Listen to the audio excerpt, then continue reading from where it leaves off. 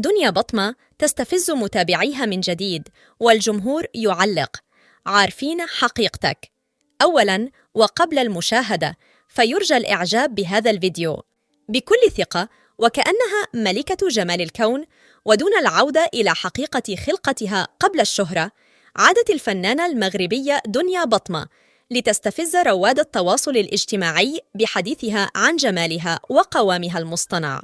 وشاركت دنيا بطمة عبر ستوري حسابها على الإنستغرام فيديو وهي تتغزل في جمالها بعد خضوعها لجلسة تجميل جديدة، تحدثت فيها بثقة عن تحسينات في وجهها.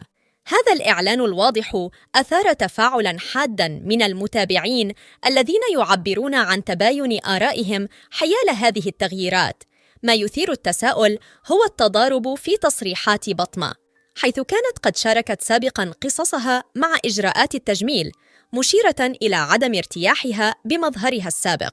ومع ذلك فإن الجدل يتجدد مع كل تحول جديد، مما يجعل بعض المعجبين يشككون في صدق جمالها.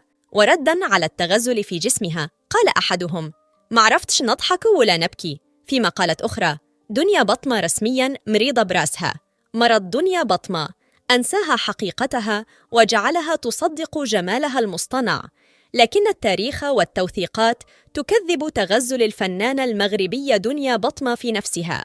تتجدد التساؤلات حيال هذه الخطوات المتكررة، ويبقى لدى بطمة تحد مستمر في إثبات ثقتها بجمالها.